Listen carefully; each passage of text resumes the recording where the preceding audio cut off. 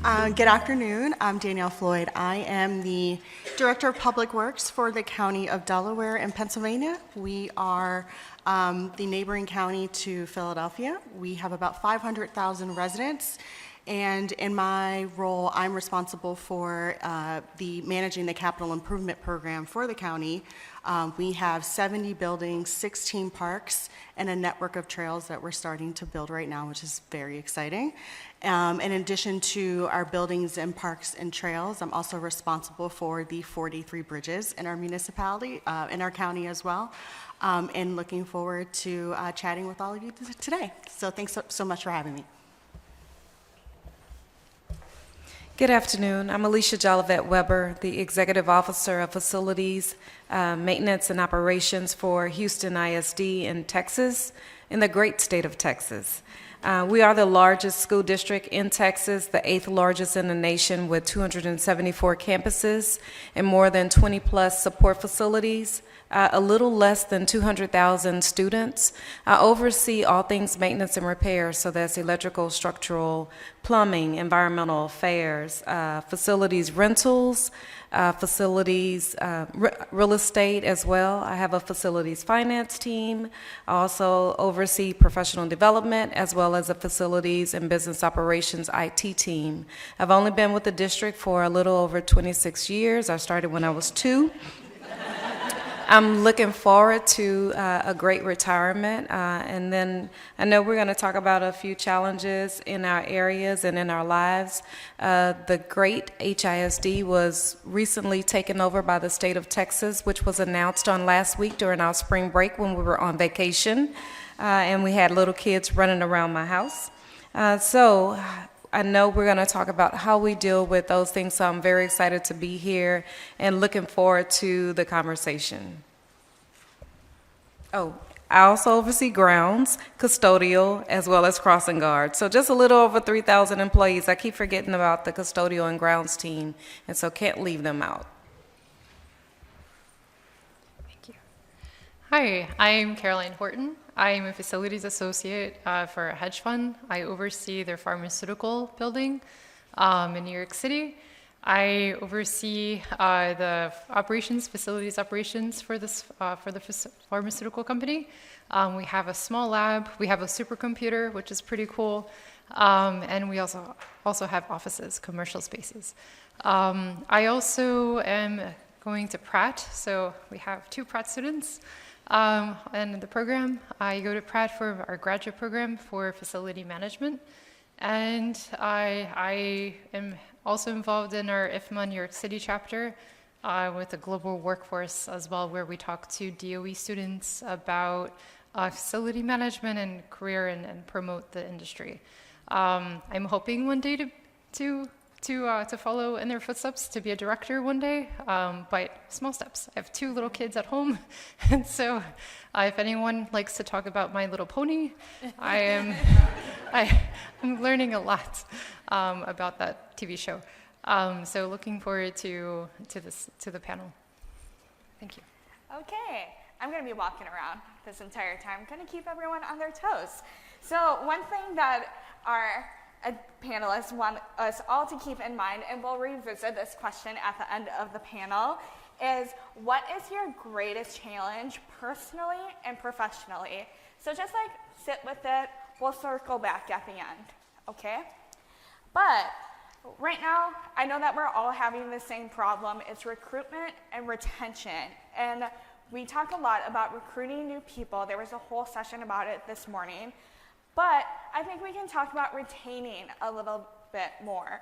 So we keep on seeing women tap out of facilities management. And how can we encourage them to stay? Danielle, if you want to kick it off.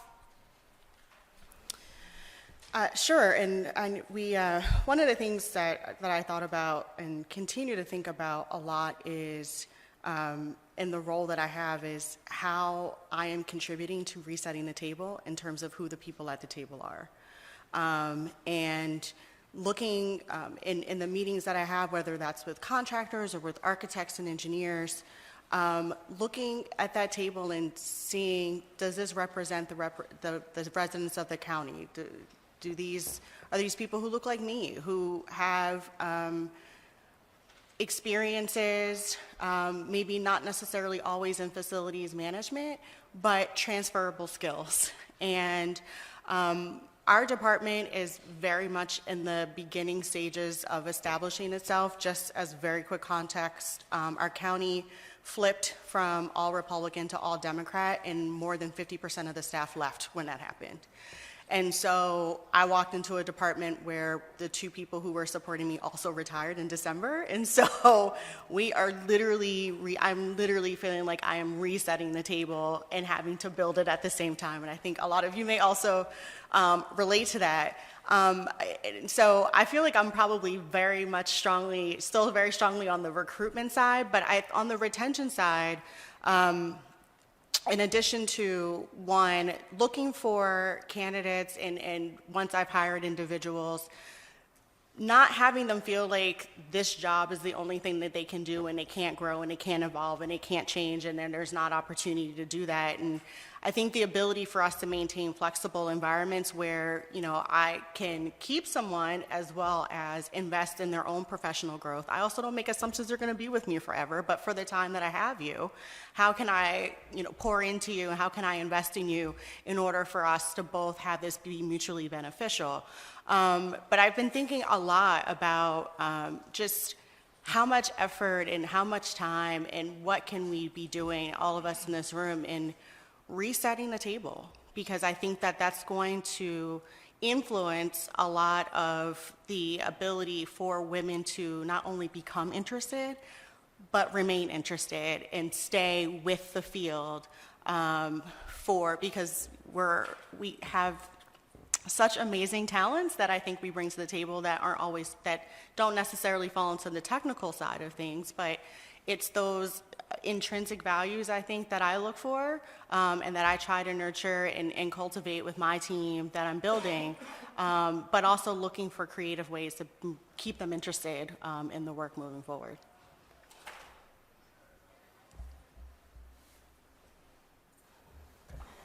So for me, of course, we're gonna talk about recruitment, and the one thing that I do is I look for my replacement. I look for someone that's smarter than me. I look for someone that's willing to work and continue to support them, continue to be there for them. I listen to them.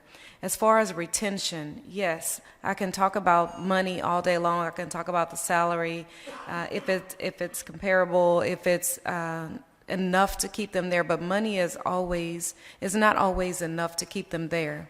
So what I've done was I created an employee focus group where I listen to the employees from all levels and I ask them, what is it that you need in order to be successful? Once I start investing in the team, I mentioned that I oversee professional development. So once I invest in the team and give them the training, I already know that they may or may not be there for an extended period of time, and I'm okay with that. Because as long as I'm tapping into talent, as long as I'm investing in that person, then of course they're going to feel like I genuinely care, because I do. And so not only do I involve myself in the professional development, I also get out there and I work with the team. I have the opportunity, of course, because we're looking at declining enrollment, we're looking at high turnovers. I have the opportunity to meet with my grounds team. And what I thought was very interesting, I opened up the opportunity for them to work additional overtime. So when they sat back in their seats and looked at me, I knew they were tired, so I had to do something different. I brought all of the leadership team out of the offices, we rolled up our sleeves, and we got on the mowers. And so that showed other workers, and I'm going to touch on women, that showed the other females that are in my department that I can get out there too, so can you. So showing my team what we can do as a team and work together, of course, that made them feel, that yes, they do matter. I also host several luncheons for the team, appreciation luncheons, where the leadership team goes out and we serve the team. So they're not coming up and just getting a meal and we're just all in, dressed out. No, we're serving you. I don't, whenever I'm going out with the team or whenever I meet them at a job site, I don't say, this is my employee. No, I work for them. Because if I'm working for them, then I'm making sure they have what they need in order to be successful. And then once they hear me say, I work for you, then they feel empowered. And so continually empowering them, it goes a long way. It really and truly goes a long way. Now, that may work for like about 90% of the staff, and I know we still need to do more work. So we are offering incentives. In the school districts, we have what's called the ESSER Fund. That came as a result of the learning loss after COVID. So we utilize some of those ESSER funds to offer incentives. Additionally, HISD just went through a compensation study, and so the salaries were upgraded.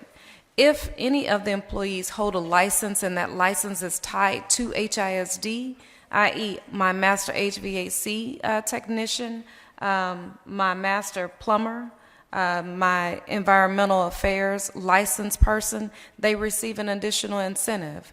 And so what does that mean? You're putting your license on the line for about 200,000 students, about 30,000 staff members. You matter. So I'm going to compensate you for that license. In addition, I'm going to send you to training to maintain your license. It's on you if you don't keep up that work, but at the same time, I'm going to encourage you to continue to go and get the experience and the knowledge that you need. So how do I retain? I make myself available for the team, I tap into talent, and I invest. Oh, that's incredible. I would like to work for you. I do. I think I have about 10 years in this field, in this industry, and I can tell you that from a mother's side, from a caregiver side, I have thought about tapping out myself. I know, and when I'm thinking about going into graduate school, where do I go in this field? What direction or what do I see myself? And I have looked up, okay, what other industries can I go into that I can transition in, or maybe completely different. I've looked into becoming a teacher. I've looked into different industries when I started going into maternity leave, and it's hard. It's very hard sometimes with working, being the point of contact 24 hours for emergencies, doing overtime. I'm in the ceiling. We had a few months ago, actually, in February, at 2 o'clock in the morning, we had a ceiling leak. And I was the first response, so I had to go on site. I was just breastfeeding my son, so I was putting him to sleep. And then I had to go to the office and go on top of the ladder and try to isolate the water leak. And I'm like, I just want to go home to my son and put him to sleep and, continue breastfeeding. But it's, and start thinking about that. And it would be nice to have a support system to continue with the retention of saying, okay, women, yes, we bring so much to the table, but we also have different backgrounds, right? So not just caregivers for children, but we also have caregivers we also have other responsibilities. And it would be helpful for employers, for society, for other people who can change, to also to value that as well. So, and have some flexibility. For example, there's hybrid, there's working from home. There really is so much outside of the traditional 9 to 5 hours. I'm more than happy to work over the weekend when my kids are asleep on the computer, catching up on emails. I have my phone. We are dedicated. I can tell you that I'm 100% dedicated to my job, but I bring 2 little ones, and that's okay. That should be fine. Another aspect to retention is the idea of representation. Just as what Danielle was saying, I can tell you right now, in facilities operations, I'm the only woman. In my company, the women who I see, the only leadership that I see are a VP, are men. They're really men in my department. And it's hard to to strive for, okay, what else can I achieve? How else can I break this glass ceiling if there's really no representation at the table? I don't see another woman. I don't see another a female VP. All of my managers have been male so far. And so they have been very supportive up to a point, but it would be nice to have a conversation saying, okay, as a woman, how did you get here? You know, when you come onto the table and you're the only woman, how do you assert yourself? You know, do you come in wearing red lipstick? Do you come in dress up as a man? You know, as a male wearing jeans, dressing up as your male colleagues? Why is the image that I should project? So it's really the representation, but also understanding, hey, you know, I belong, right? I belong at the table. You might not know that I belong at the table, but I know that I belong at the table. And so it's really, I think there's so many components to that conversation of retention, but it really is representation, looking at what is the senior leadership like, or if that senior leadership does not represent you, then, you know, again, I belong at this table, I belong in this conversation. If I don't belong here, then I belong somewhere else where I can continue on and continue on with my strengths, continue on with what I can do, and thinking about I have market value, right? So we all have market value in this room. So those are my 2 points. Those are really good points, Caroline, but I kind of want to go back to what you said about dressing, because we've talked about this, just the 4 of us. So how we dress on the outside can reflect how we feel on the inside. How do you handle dress codes and appearances for yourself and your team? Alicia, you were the one that pitched this.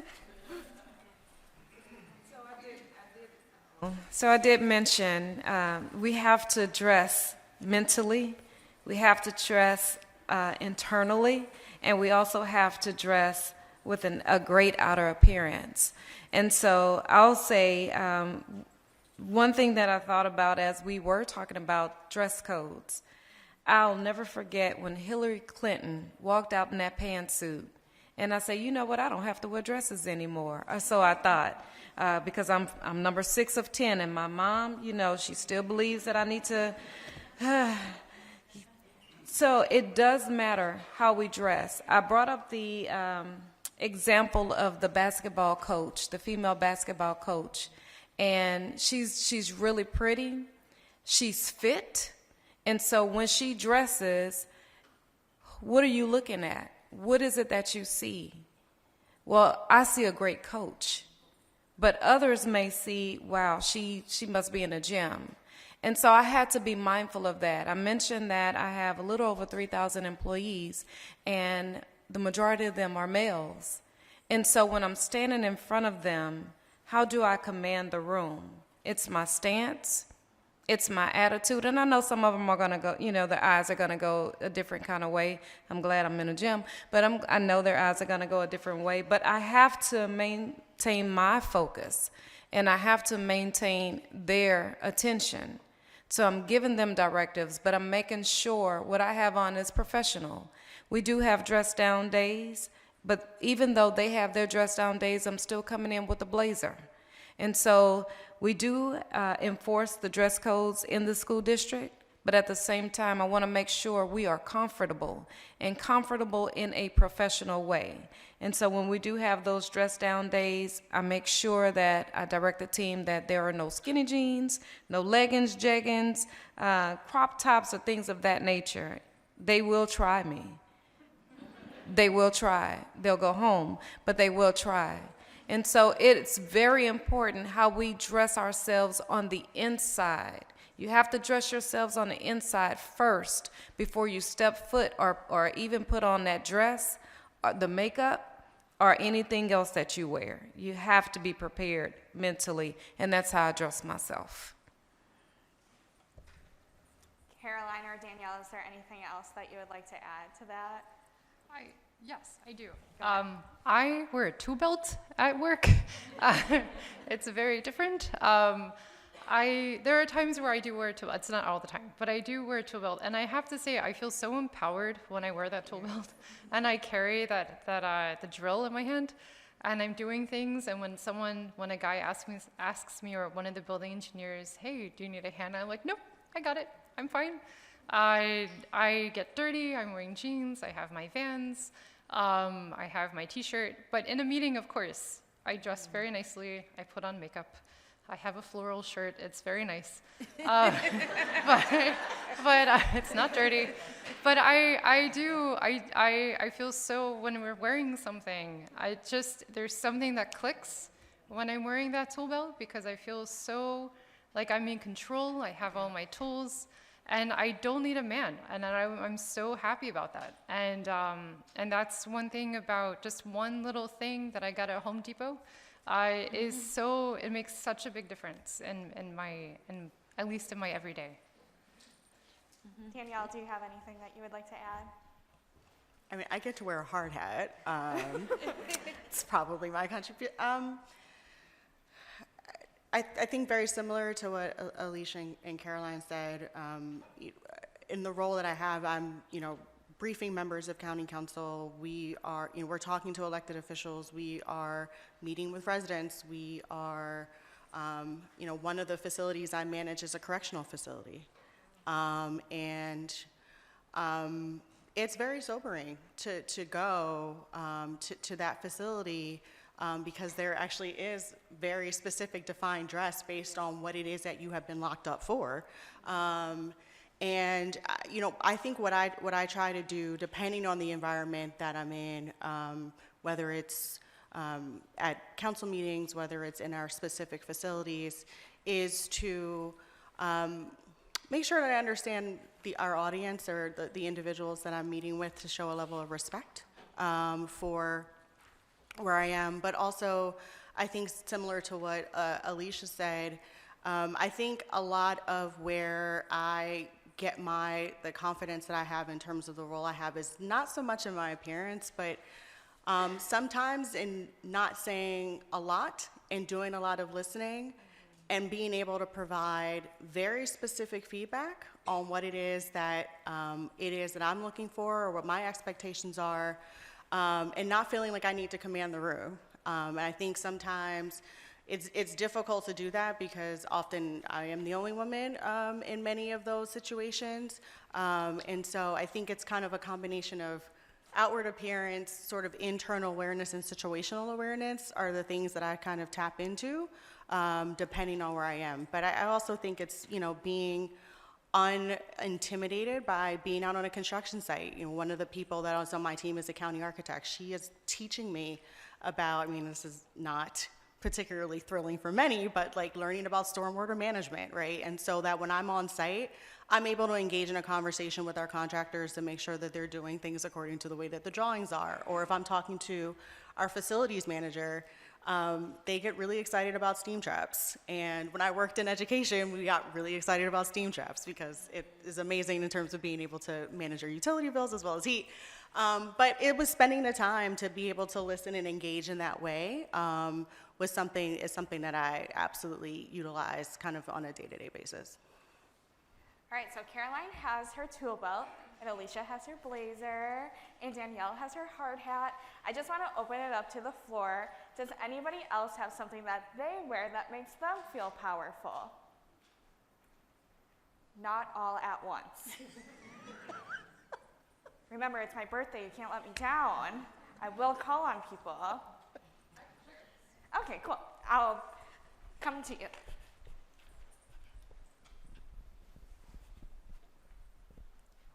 So I work for General Motors, and I like my branded shirts. Like today, I have my Gadget Garage shirt on, so it shows that I'm part of the innovation and technology team, or our sustainable workplaces. Like people don't know what it's our cute word for facilities, right? So then people ask, what's sustainable workplaces? So I like my branded shirt because it helps me feel part of my team, and also it shows what I do. So I like my polos with my branded stuff. That's always cool. We have someone up here, and then I saw someone up in the corner. It's similar for me. We have actual branded work shirts that people in my department wear. So I wear what the people in my department wear.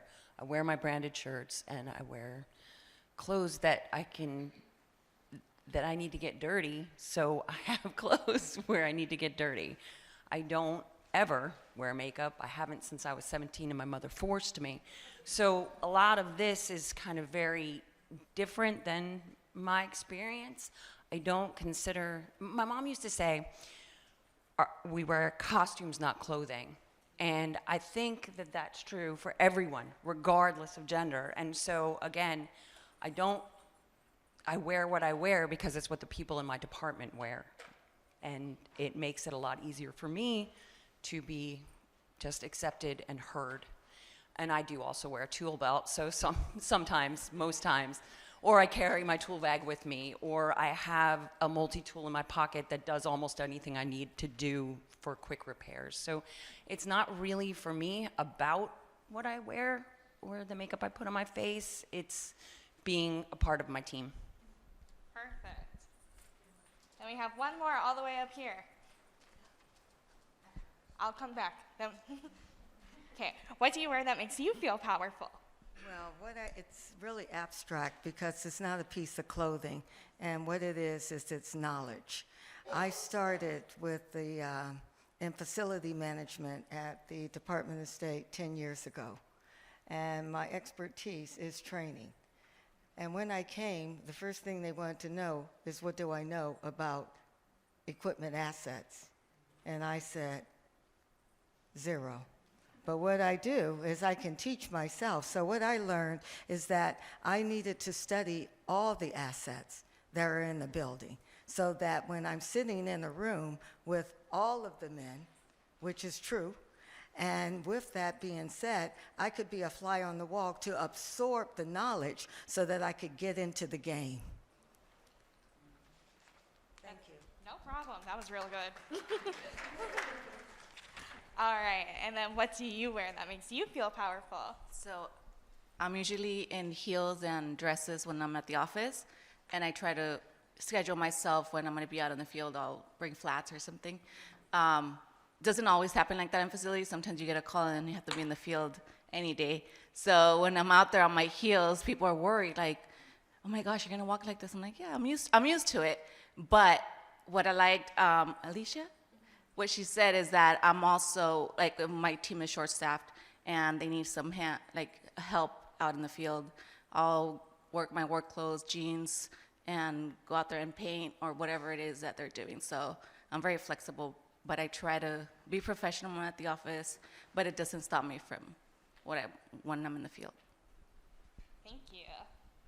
And so something that I love about the Women in FM is that it is a place for resources.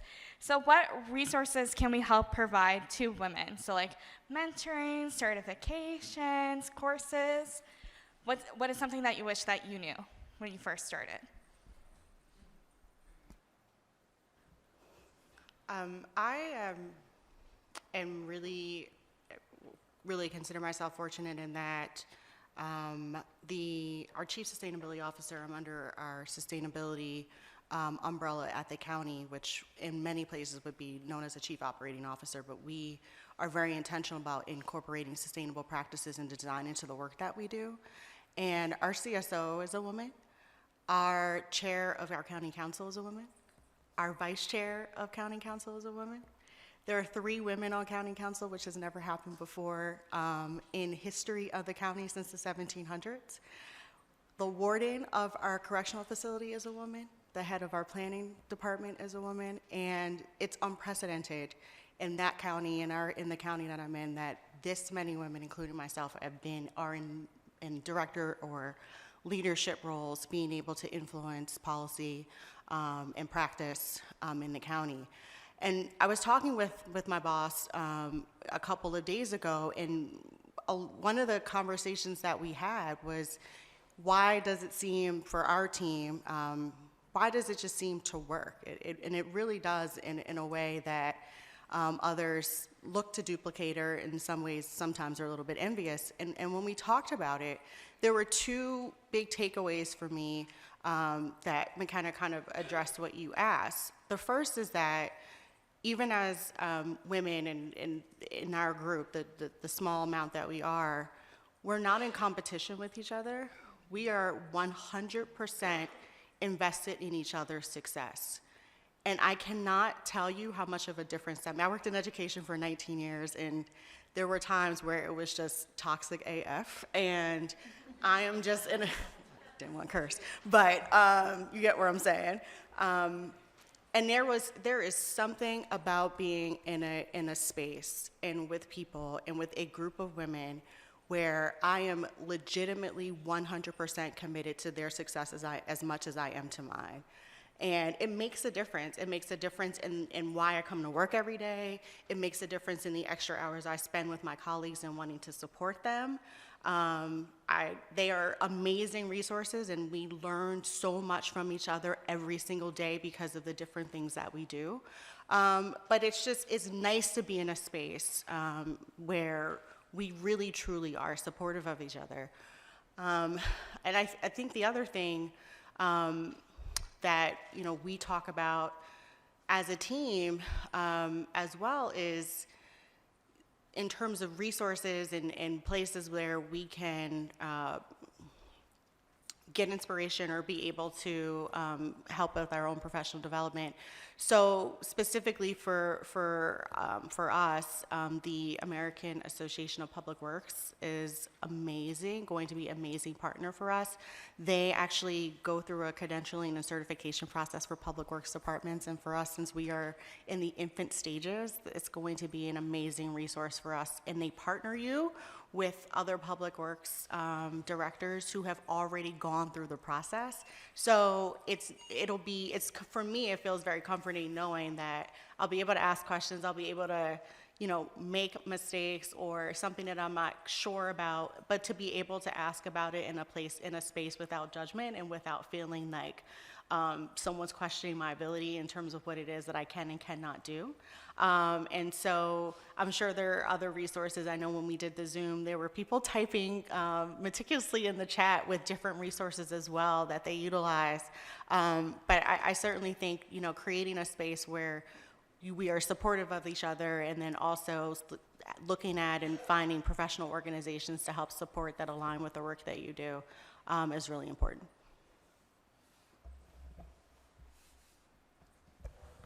I wish I knew, prior to taking the role, I wish I knew how powerful and rewarding this work would be. Had I known that, I probably would have gone down a different path. When I was growing up, I just knew I was going to be a prosecuting attorney. That's what I was going to school for. That's what I was going to be. And then, of course, I got burned out as a single mother of 3 sons and moved back to Texas. Started with Houston ISD in a substitute role, in maintenance, taking calls. And so as I took those calls, I began to grow in the field. I began to learn more about facilities. I began to learn more about maintenance. I finally knew what a ballast was, and it wasn't balance, because as I was typing it in the system, when they would call it in, I was typing in balance. And so I learned what a ballast was. And then going out and serving on special projects team, going on top of the roof, going under a bus. I was one of the first school districts that implemented a fleet solution. And I was the one that implemented that fleet solution because I served on that business process role. How did you expect me to learn that role if I wasn't out there shadowing you and learning your business and getting into your business? And to see the rewards, to understand the differences that we were making. I wish I had that knowledge. I wish I had those resources in front of me. Instead, I got a lot of pushback. I got a lot of, you can't do that. You can't do that project because you have 3 kids at home. You can't serve on this role because you are a woman. You can't do that because you're a female. And I said, what does that matter? I have the knowledge to help you. I wish I had the support. So I wish I had those resources. All the while I was in the background doing my research. I was that fly on the wall, just soaking it all in and hearing them just kind of sharing out different processes and different ways of doing things. I'm like, that doesn't make sense. Let me show you a different way. So going into this role as a general manager first, I would go into the meetings. I was the only female at the table. And because I'm so tall, I'm 5'2", because I'm so tall, with a room full of men, I felt that I had to slam my hand on the table to get their attention. And they just kept talking. Meanwhile, as we were being audited and continually being audited, we kept failing. And I finally said, hey, I'm coming to see you. I have something that you need. And I had the understanding of how to make it better, to the point where they finally came back and said, I need you on my team. Let me think about it. Let me think if that's what I want to do. And so finally, I wish I had those resources. I was at in the expo room, and I went down to where they're offering the courses to become certified. And I said, I am so glad I finally met you, because I heard Caroline talking so much about being certified and going to school for facilities. I didn't know that. I felt that I had to go and get my bachelor's degree and then going up and getting my master's degree in business with a concentration in leadership. But what does that do with the understanding of facilities? It's coming to these types of events.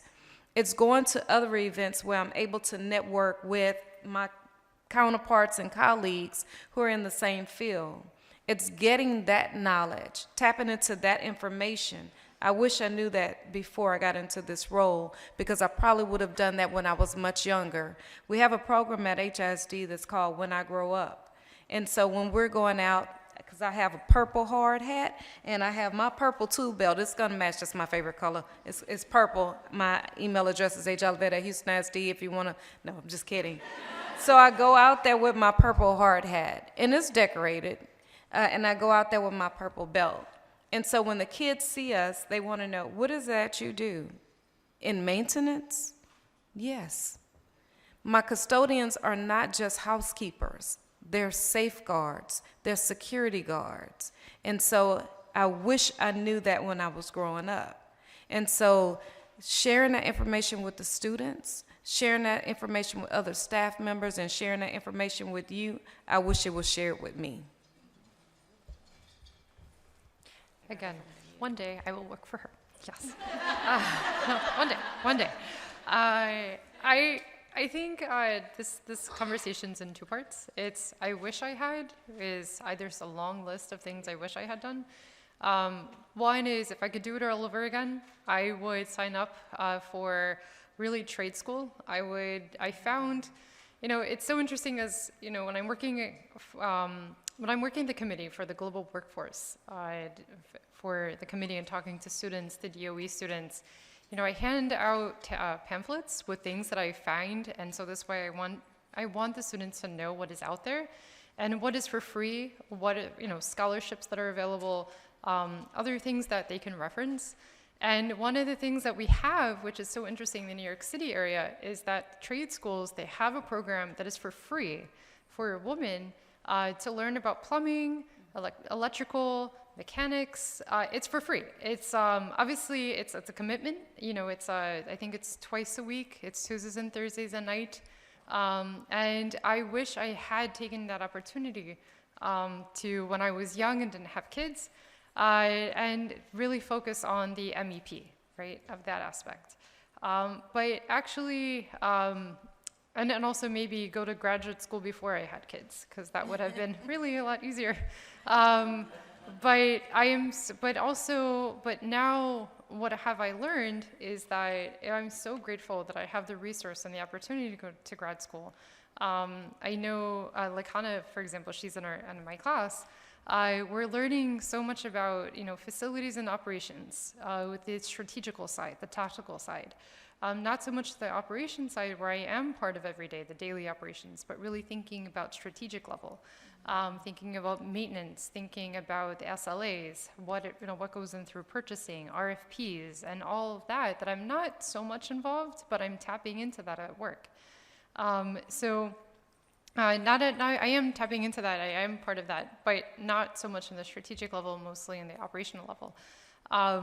But things also, one thing that we do have at work is we have a women's affinity group. And that is really resourceful. From there, I learned that there's a podcast. It's from Harvard Business Review. It's called Woman at Work. Highly recommend downloading that podcast just because it talks about so much. It talks about leadership as you're entering leadership. It talks about the art of feedback, asking for feedback, negotiation. And that's where I find so much resource and that voice inside of me as I'm saying, okay, I belong here. You might not know that I'm in leadership, or maybe I don't belong in this leadership, but I belong, right? So having that idea of you yourself, picturing yourself in that leadership role, you first have to see yourself.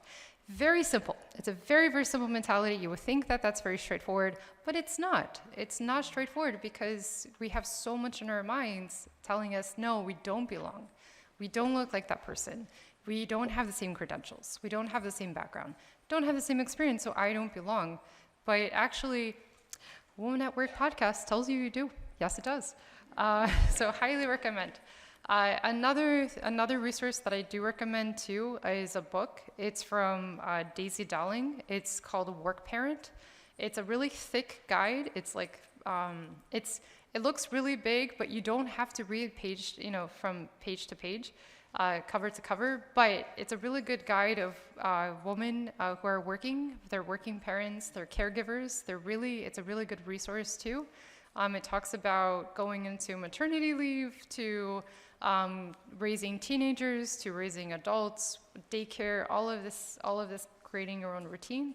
Also highly recommend Work Parent, the book, and mentoring. The only thing that I would have to say about the Woman Affinity Group and my job is the mentoring. They do offer mentoring in the finance part. I said, can I please find a mentor, a woman mentor? I really want to be mentored by a woman. And they said, well, we don't have any mentorship for facility management. So it's, why don't you reach out to your manager, who's a man, and learn about facility management through your manager. And I was like, no, I don't want that. I want to learn the soft skills. I want to learn not just the hard skills, but I want to learn the soft skills. There's so many women who I see in my job, in the office, who I look up to because they come in with the agenda. They know the questions. I would like to come into the room and have questions already strategically planned. Something that I don't think I would really learn so much with my male manager. I would like to learn that through a woman mentor.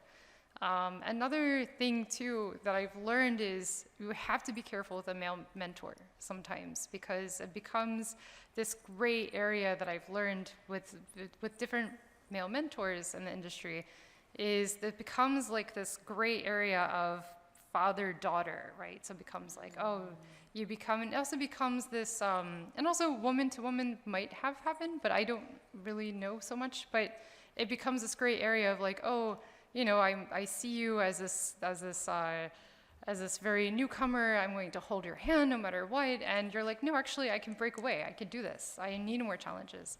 So so those are the things that I've learned and experienced too. So mentorship is very important. And I'll stop talking. Thank you. I would just like to open it up to the floor again. Is there anything else that people would like to add? What they wish they knew when they first started? What resources they have? Saw a lot of people nodding in this row. We made eye contact. You and I. You and I. What is something that you wish that you knew? Honestly, I kind of grew into this role accidentally. And like most of you, I'm usually the only female at the table, which sometimes it's fun to be like, no, I am the one in charge. When they circle around and try to find somebody else, and you're like, no, you're still gonna come back to me. But so that part of it is kind of cool. But the part when they're not listening, or when you're not getting the respect in the room, or everybody kind of doubts what you know and what you don't know, I think that speaking to what you were saying about having a mentor would have been super useful kind of early on, but I definitely didn't intend to be in this field, so it's not like I had a goal. And I think that's it. I think mentorship definitely is important. And I think just kind of, again, I ended up here accidentally, so I think maybe kind of guiding women more into the field, like early on, probably would be beneficial because I think the field is missing out on a lot of knowledge by not doing that. You did a great job. Well, thank you. It's only because it's your birthday. Just a show of hands, who mentors in this room? Great, so you can answer my question. We talked earlier today. So, why do you think mentoring is important? Well, for me, being the only female in my position for operations manager and stuff, I try to bring in more women into my group. So like when we go to start hiring, I always look for those women because it's a male dominant in trades. So if I can find a female that comes in, I do my best. I say, okay, this may not be the track that you was looking for, because it was the same with me. My track was administrative. That's where I was being directed to. But then given a chance by one of my directors who says, no, you know what? I saw what you did in the office. Why don't you try going into trades? So he gave me the opportunity to do HVAC, maintenance, electrician, to oversee the union, our local 888.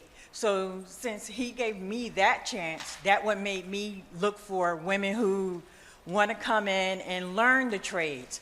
You can partner with me. I tell them to talk to your manager. If you got a few hours, they'll let you come over to my department. We can train you. And then sure enough, that has been happening mostly all the time. And I, had women go on to different departments, and that's what they're learning. They're learning the different trades because it is a male-dominant field. So I love when it's a woman coming in because I will inspire them to do and go ahead and go forward. So yes. All right, where are my mentors again? That's a lot less hands than what I originally saw. That's not fair. I have to walk all the way over here now. All right, so this next question is, what do you get out of mentoring? I was ready to answer the last question. Well, can you answer both then? There you go. I can answer both, and happy birthday. So the first question was, the reason why I mentor is because I was mentored. And I would never have, not never, but I wouldn't be where I am if I wasn't mentored. Literally, she put me out, she bragged about me, she talked to the president of the company about me, everything. I was promoted before I even finished the training program that we had in the company, all of that, and it was because of her. And so I would have had a much more difficult path. So that is why I see it as so important, because it works too. And then what was your question? What do you get out of it? What you get out of mentoring is also that sense of accomplishment that you have influenced somebody else's life. Whether they stay in the field, whether they stay at your property or within your team or whatever, you know that you had a hand in that and that they're going to go on and be a success. And that one day they might sit here and be asked a question and answer it about you. Thank you. Does anybody else have anything that they would like to add? You're looking at me. Okay, I'm coming. Can you pass this chair, please? I mentor mainly just so that I can plant a seed, because you never know what kind of impact you can have in someone's life unless you take that chance. You get out of your comfort zone, you just give a try. So when you are trying, then you are putting a seed into somebody else's life. What they do with that seed is up to them. But when you walk away, you know what you have done is plant that seed. Now, if they take that and grow and go crazy and then just exceed expectations, your pride and stuff like that is internal. Your reward is internal. It's because you helped them. Regardless if they give you credit, you go ahead, reach on back there, pat yourself on the back. But if they let that seed die, again, it's their choice. But you have done and embarked on their life whatever you could, and then you continue to move on to somebody else because somebody else took that time. If you had a mentor to pour into you, and what you have done with that seed, as all three of you on stage have done, is exceed and blow minds. Why not? That's good. Oh, ladies, we would like to hear from a man. I've been avoiding looking behind me this whole time. Pardon my back. My name's John Beauchamp. I work for the Department of State, and I wrote the mentoring policy for the department. Or I approved. Somebody else wrote it. I approved it, so I get to take credit, right? So, we have about 11% of our staff. We have 220 FMs in the field, and 25 of them are women, and we're looking for more ladies. The driver behind the mentoring program, we saw it as we were losing a lot of entry-level employees because we work overseas in embassies and consulates. And the new FMs that were coming in, we found them to be ill-prepared for these cultural changes and working on these sophisticated buildings all over the world. We see it as a form of retention. So it does drive retention if the employees feel like they've got somebody to turn to ask the questions of. So we lean heavily on our senior folks to bring up the new people in the department. So, and it does work. It contributes to job satisfaction and retention, both. So it is important. So those of you in a position where you can influence newer folks, then you should. For the sake of your own organization, it's worth it. You make some pretty good friends, too, along the way. Thank you. I'll stop picking on everyone now until later. So, part of being a good leader is being able to be compassionate. How do you separate these emotions from your day-to-day job so they don't get in the way? Caroline, can you kick us off?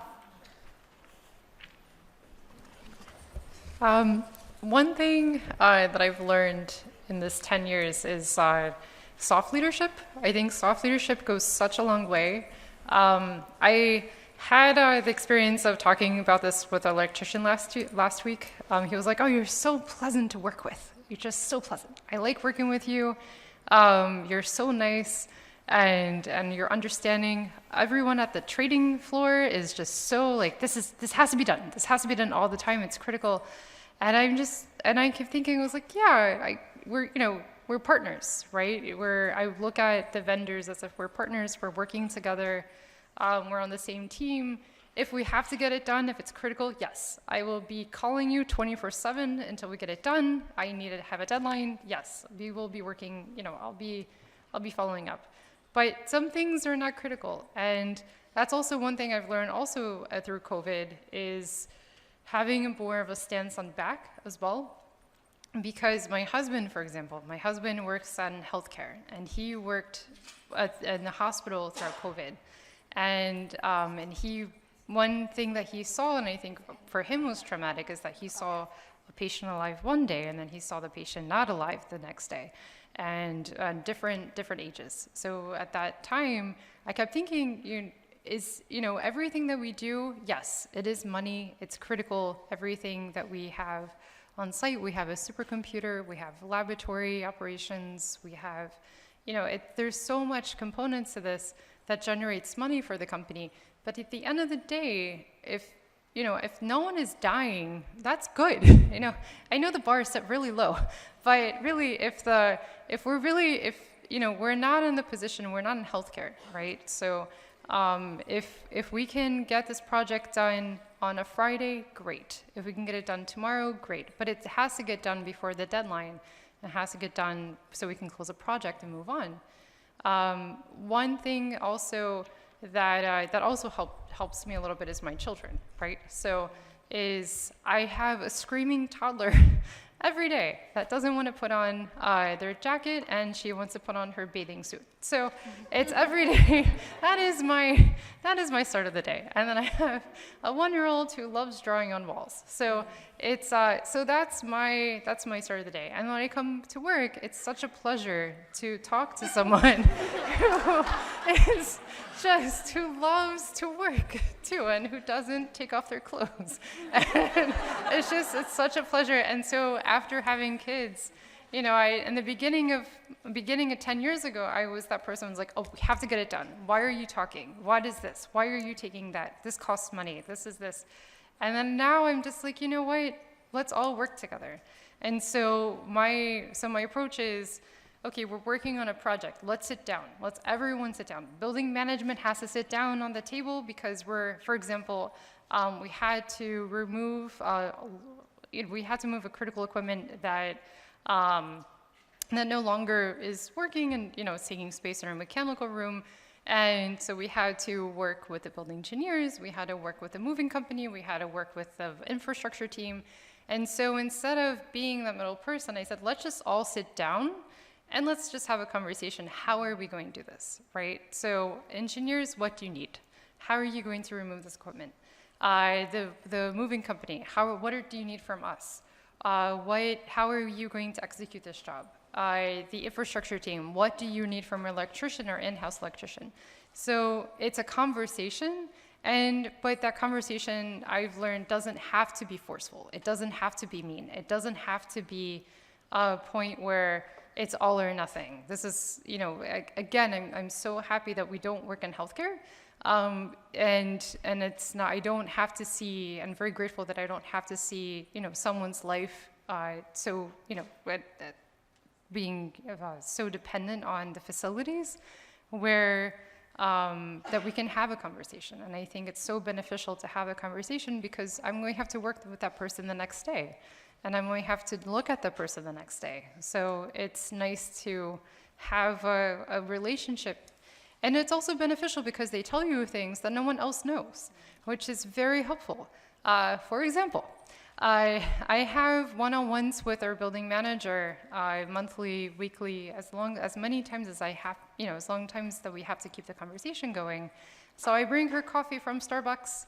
I have a nice whipped cream on the top, and I'm like, oh, okay, now we're one-on-one. And she told me when she was leaving the building, given there's no management, another person in management in this building besides her.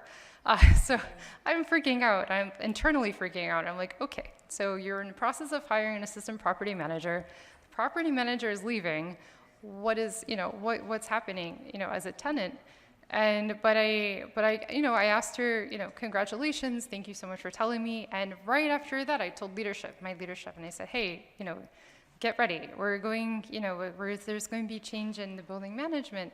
And this is how I know, but please don't tell anyone because she told me in confidence. Maybe it wasn't great because I can't keep secrets. But I, you know, telling leadership and saying, you know, this is how it's going to affect our team. This is going to affect our day-to-day operations. And so it's good to have that good to have a good conversation because you find out things that no one else does.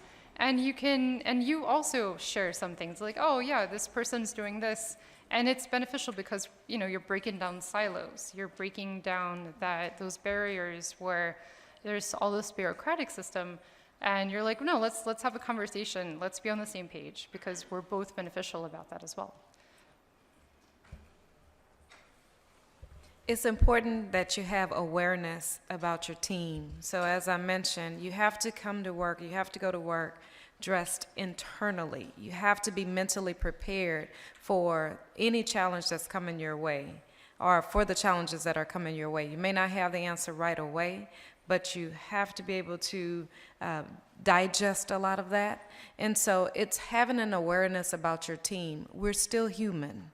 So there are some days that are going to be harder than others. I've experienced those days.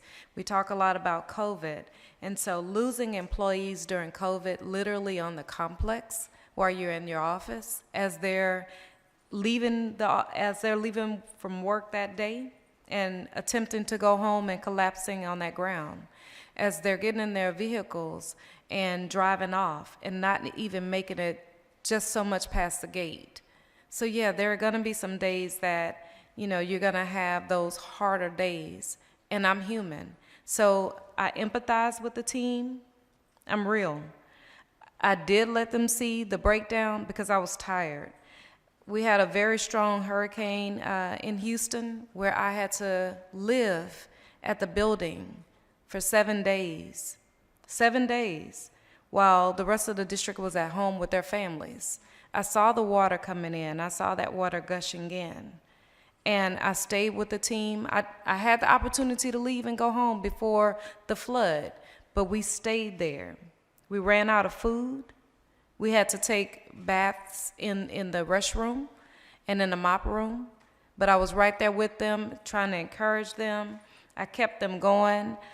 We played cards. I was tired, but I didn't fall, I didn't break, not in front of them immediately. So from that storm that we weathered, here comes COVID. And that's when I saw the custodians becoming security guards, manning the campuses. As principals and teachers were worried about what's going on in their buildings, I was worried about the human that was manning that building. So again, you have to have an awareness about yourself and an awareness about your team. You have to be empathetic. Listen while you're listening. We heard yesterday, if you hear something, say something, but do something. Make those necessary calls if that team member needs help. But you yourselves, get your accountability partner. We talk about mentoring and coaching, but who's coaching you? Who's mentoring you? Who is your accountability partner? Not the person that's just going to listen and tell you you're doing everything right. No, it's that person that's going to tell you when you're doing wrong as well, and take that. So how do I separate the compassion and the emotion and still remain professional? I'm still human, but again, I have an awareness because I talk to my team members. I meet with them. We have quarterly departmental meetings where I like to just let them come and talk, and I remind them this is not a female dogging session. You bring your issues to the table, but you bring your recommendations as well. So listening for that understanding that they needed to share. Within the last couple of years, we had a major setback, and unfortunately, I got the announcement just as I was getting ready to do a Christmas or winter break luncheon for the team, and the news dropped right before the teams were walking in. So I was already full of emotion because of things that were going on in my personal life, and here comes this unfortunate news. So I had to have that moment, but I had that moment in front of a couple of them, and they escorted me outside of the building where I could scream. Sometimes I have to scream. Now, they think I'm screaming at them, but sometimes I'm just releasing that extra energy. And then when I came back in, I reminded the team of how important they are. When I did that, it was appreciative. So yes, I'm still human. I know I look like I'm just real strong and tough, and my sons are 6'2", and I could still reach up and grab them. But again, I had to have that awareness and that compassion for the team, and then being able to separate that while letting them know that I am human. Danielle, is there anything that you would like to add to that?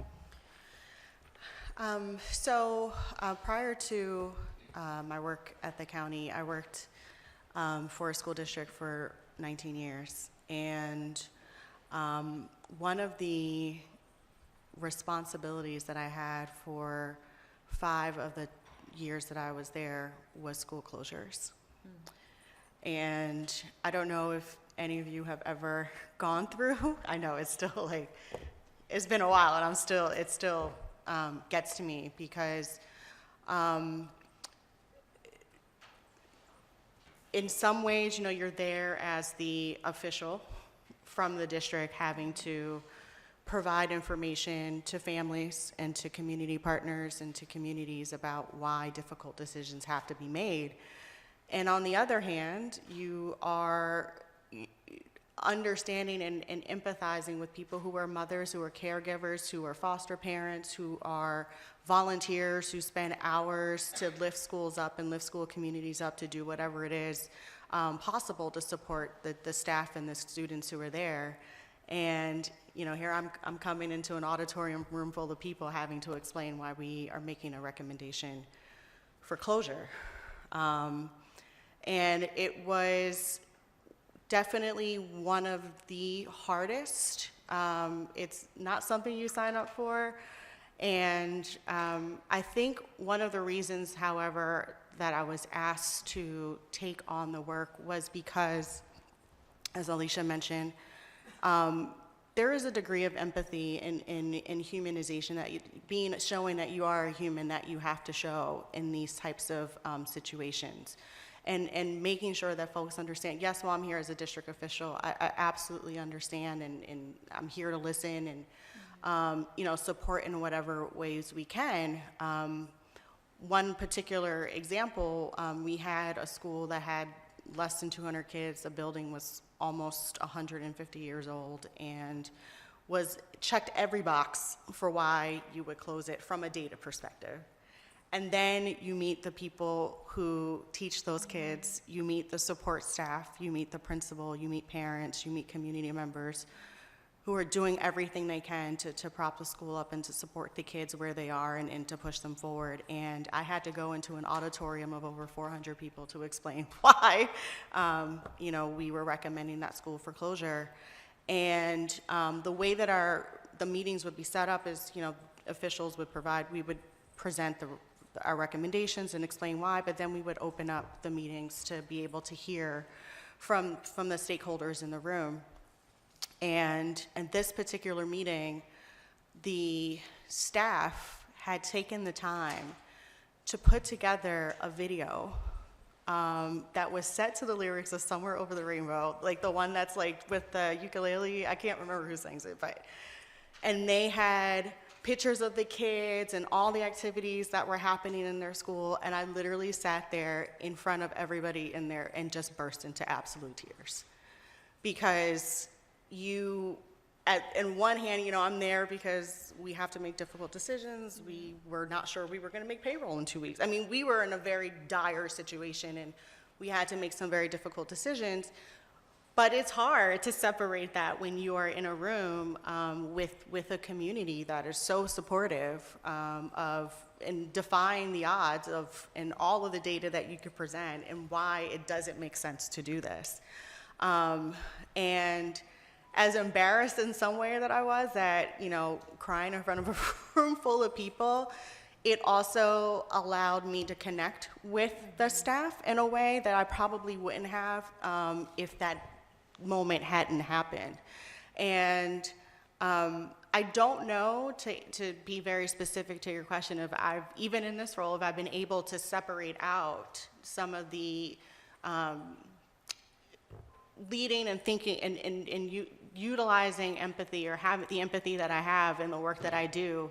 One of the things we have 16 parks, and one of the big projects we're going to be undergoing is updating our restroom facilities for two major reasons. One, they're not ADA compliant, which is a problem.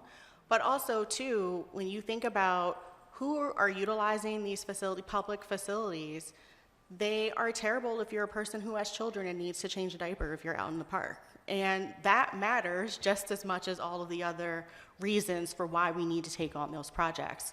And that is often also what I find connects with getting the support to spend money for these projects. I mean, we're utilizing taxpayer dollars for our projects. So I find that being able to connect to people's everyday lives and the work that we're doing and how it's going to improve their lived experience in accessing county facilities, and having that empathy and being able to have that type of compassion is actually something that I lean on and find as a source of strength, not as a detriment. I really like what you just said, and I would like to open it up to questions. Does anybody have some questions that you would like to ask our panelists before we move on? Okay. I was just going to add that ever since I came across the acronym WYSIWYG, what you see is what you get. Number one, it's fun to say, right? But I'll never apologize for bringing a little levity to a situation when I feel like it's called for, and I'll never apologize for getting verklempt if something moves me, you know? So if the situation dictates being compassionate and that leads to tears, like you said, I'm human. So I think as long as you're authentic to yourself, whatever the situation is, just bring who you are to the table. I think that's a great comment because I'm a crier. If I'm higher than a 7 or lower than like a 4, tears, always. But how does everybody else feel about what we're talking about right now, about compassion? Is there anything else someone you would like to add? Gretchen, I saw you nodding a lot. And now you're looking away from me. Yes, I saw you nodding. I think that if we just expect everybody to have some compassion and some empathy and some sympathy, that modeling that ourselves really helps in any situation with a vendor or with an employee or with a coworker or with a supervisor, that when you have empathy and sympathy and they see it in you, then no matter who they are, they start to mirror that. It's an old trick, but mirroring works. And when you do that kind of behavior towards someone, they almost always mirror it back, regardless. Yeah. And also, I just also want to jump on that. And it's interesting because a few weeks ago in our class, we had a subcontractor talk to our class. And it was so interesting because he talked about how the client actually sets the tone for the project, right?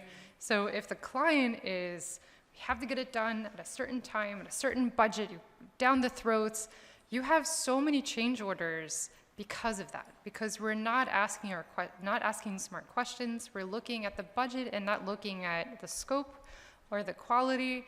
We're looking at something else. And so the thing is, we also have to keep in mind is, as facility managers, if we're representing the client or the owner, we also have to set the tone of, okay, let's all have clear minds first. Let's look at the project. Let's look at the drawings. Let's look at what we have, and let's ask the smart questions. Let's really ask, okay, I have a specialized door that's $200,000. Has anyone thought about the specialized door that everyone's working around? What happens if someone touches the specialized door for $200,000? Anyone? No? Let's ask those questions instead of, we have to do it on a certain time. Yes, we do.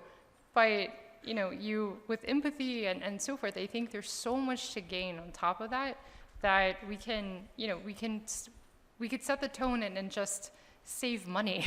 There's so much money that we could save that way too, and that's I think that's proven in different construction sites too. Do you have something you would like to say? She was so scared me the whole time.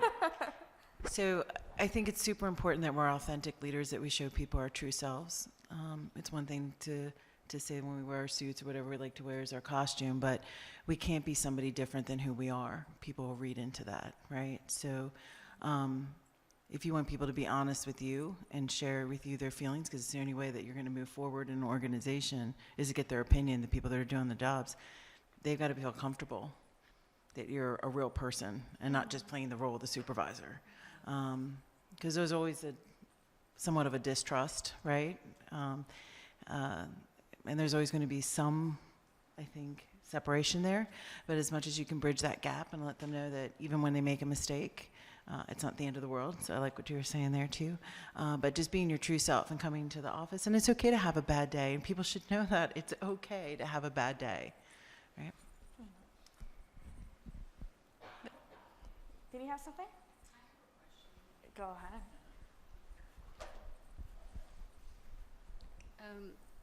ahead. I know we've been talking about, being your true self and being empathetic and, candid with, your team and your staff and your colleagues. Have you ever found yourselves in situation where being very honest and open has actually done more harm than help. You know, the perception, people's perception changes towards you. The way they think of you changes. I'm just kind of curious what your experience has been like.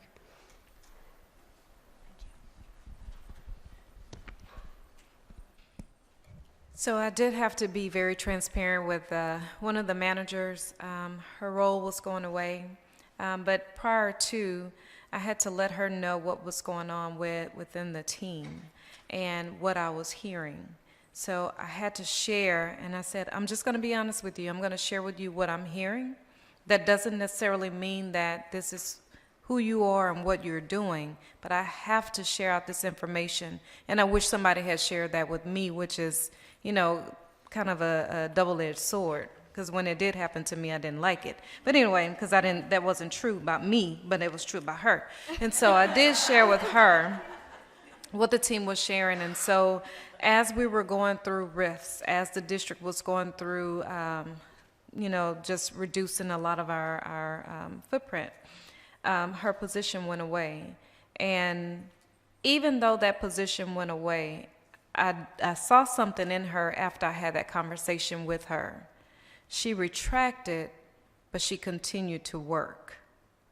I saw her getting angry with me, but she continued to work. So I created another position that I know we needed, and I offered it to her. So even when she took that position, she filed a grievance on me. We went through that grievance process, and I walked in with that binder. After she didn't win that grievance, she still had to work. Today, she is now general manager. Why? Because I was honest with her. She didn't like it. She retracted, but she appreciated it. So for the team, I tell them, don't wait until the end of the year to do an evaluation. You have to do that throughout the year, and that's what I did with her. I didn't just bring it to her, I also shared with her, here are some resources that were helpful for me and may be helpful for you and beneficial for you. As I continued to give her projects and polished on those areas silently that I had talked to her about, she didn't recognize that until she's now my backup. So it did hurt. She retracted, but then she's continued to get the projects done. So it hurt for just a little bit. And we went through that whole grievance process, and I tell you, I sat across that table and I looked. And we went through it. She didn't win it, but she's winning now.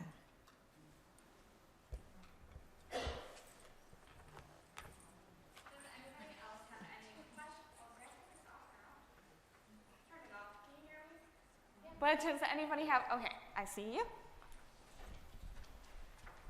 Hi, hello.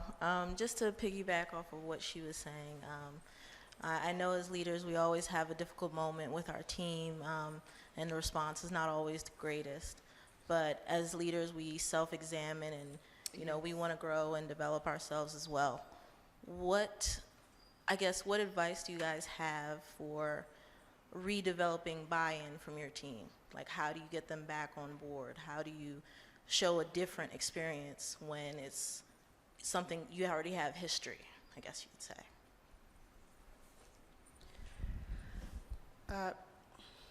I think one way I think about answering your question, and it touches on something Alicia said as well, is I don't think that you can be afraid to have difficult conversations.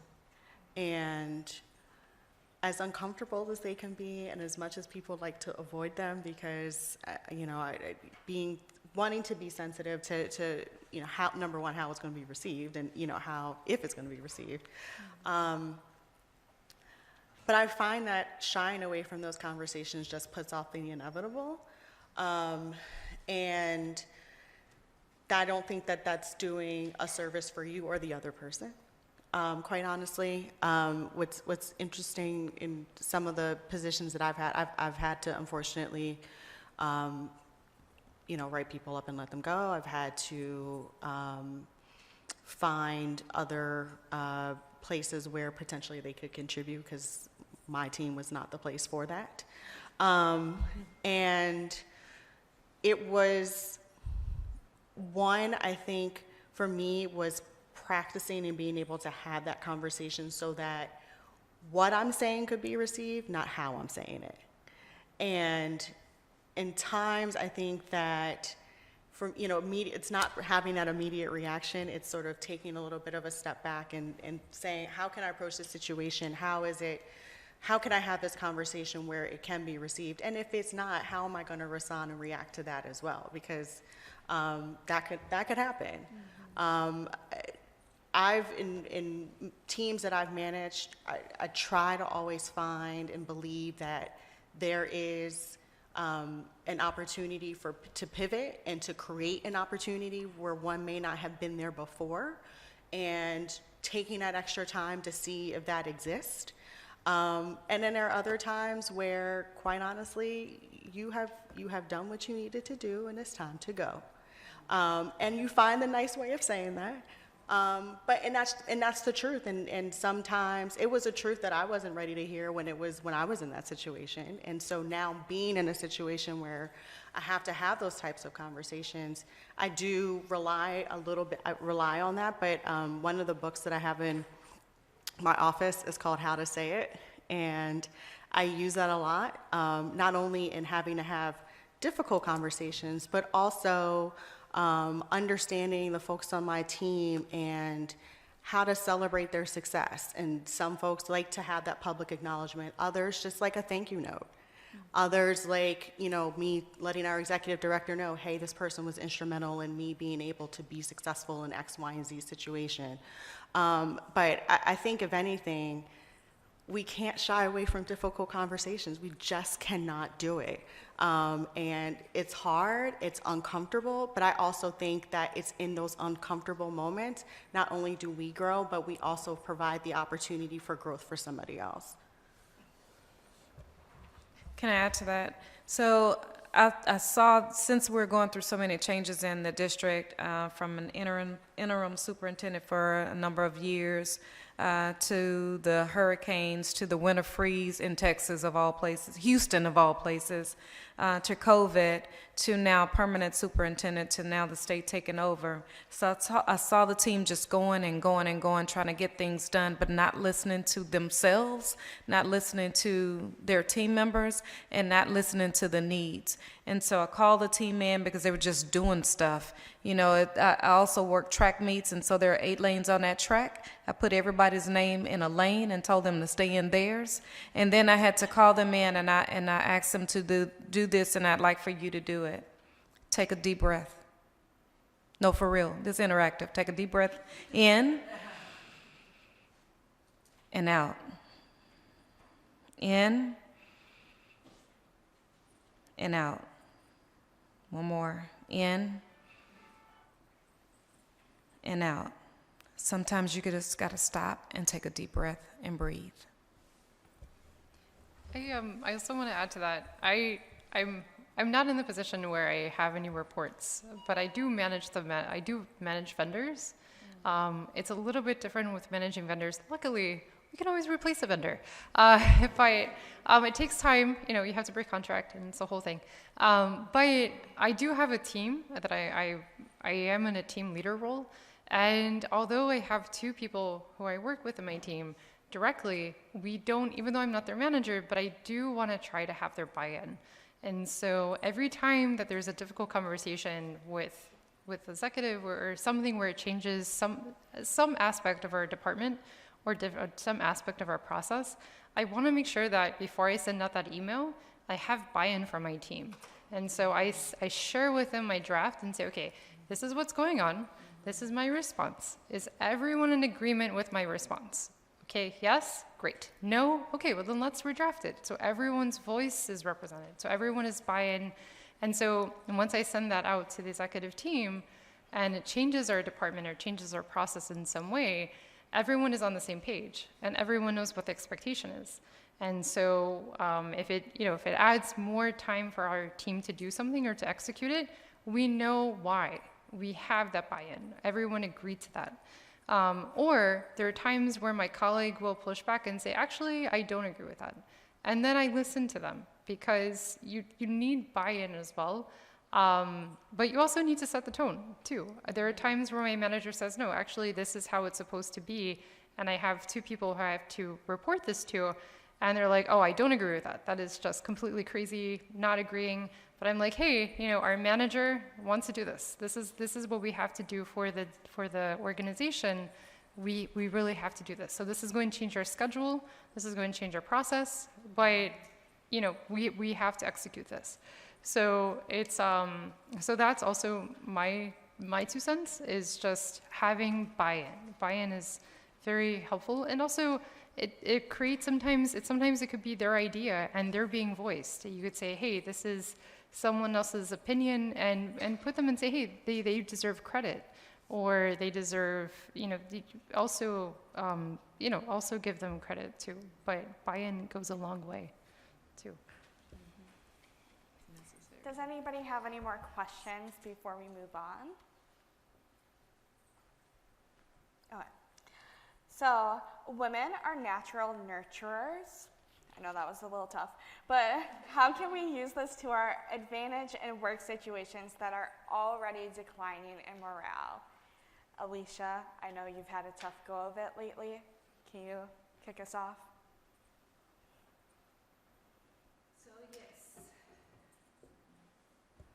Yes, we are our natural nurturers.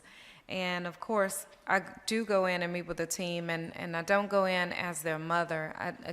I'm make myself available. I'm aware of the team. I'm aware of their needs. I listen for concerns as well. And then I offer supports. And so again, it's finding those necessary resources and supports that they need. I listen for, understanding as well, because I'm not always, it's hard to believe that I'm not always right. But I do listen, and then I listen to what their needs are, and I just, continue to provide that support that they need. Of course, it's not just on a professional level. There are things that are going on in our personal lives. And so there are cries for help all the time within the teams. And we have to just be, we have to listen for that. We have to be vigilant and mindful that they are human beings as well, not robots or machines. And of course, I always encourage the team to take those mental health days. We're given a number of leave days every year. And so it's necessary. When I do see the team that's just going over and, going above and beyond, I remind them that they have to take care of themselves. I've had team members that have been at work that have, unfortunately had heart attacks.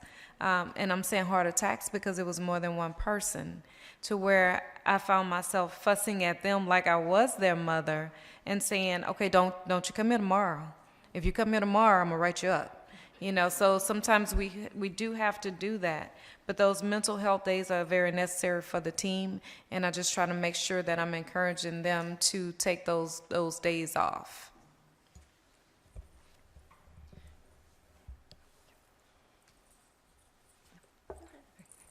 It's also on that too, on that note is nourishing.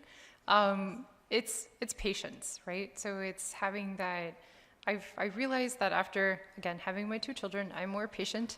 I also, because I can't really curse in front of my kids, and that's been a good exercise, and living in New York City. But really being patient, and also using my trying to use patience, and remembering and having a kind of like a distance with the end users in the office, and really treating them like a customer, right? Treating them like the client. And having that separation of like, okay, how do I use my nourishing skills towards customer service?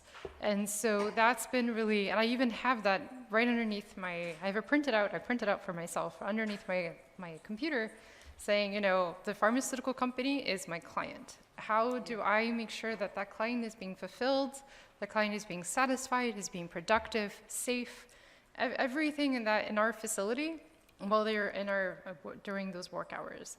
So, and also I put it right underneath, they can hear you, because they can always hear you. There's no secrets. So that's one thing too that I always think about is, okay, going to that person and say, okay, you want this. I might not be able to provide you this, but let's talk about something where we can meet in the middle, where it's doesn't, it's per code, it's safe. We can provide you within our budget, and we can deliver it at a certain time. And so this way, having that conversation and really being patient while you're listening to their needs as well.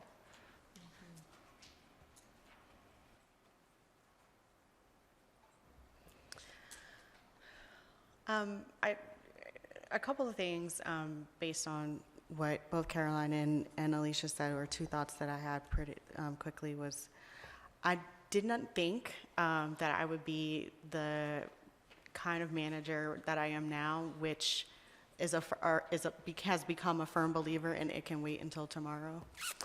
And being comfortable with saying that to the members of my team so that they can be with their families, be with their children, and not feel guilty about it, which I think is unfortunately, difficult, especially for women, particularly with all of the different demands that we have or people make of our time, and feeling guilty in one way or the other of not being able to carve out that space to be able to do those things. And I often find one of my team members is taking care of an elderly mother, and that means she may have to leave early sometimes, and that's okay because it will be there tomorrow. Another one of my staff members has young children, and it's okay, it will be there tomorrow. And how we as women in leadership roles can support that and nurture that and understand that, I think is incredibly important. I worked myself to the point of burnout, real burnout, and I'd never want anybody to ever experience that. If I, going back to one of your earlier questions, if there's something I would have wish I learned early was not to burn myself out. And I would also say to that is being able for, how we as leaders and as managers and as women in this space can be a resource for others. For me, that meant seeking out support, mental health service supports, because I had gotten to the point where I burnt myself out that I needed to take that time to do that. And it made the difference in terms of the type of person and the manager that I am today, but also being able to provide that outlet and space for the members of my team, and not having, and to do it without judgment. And without an expectation on the other side of it. It really is. I definitely think as women in this space, that nurturing and in all the different ways that it takes, that it can take form, whether that's with professional help, whether that's with flexibility and work scheduling, whether that's with, as Alicia said, sending somebody home and saying, take the day and I will see you next week, and that it is okay, and there is no judgment around that. And really truly meaning that makes a difference. And I think it connects back to some of the things we talked about at the very beginning of the session: retention, recruitment, all of those things absolutely, I think, play into our ability to be successful as leaders in this space. I completely agree with that, but I know that we're running a little short on time. So I want to circle back to the question that I posed at the beginning of our session. I know it was an hour and a half ago, so I'll repeat it again. But what are some challenges that you are currently facing, both personally and professionally? And how can we help you today? This is what we're here for. We're all besties, so we can give some advice. All right.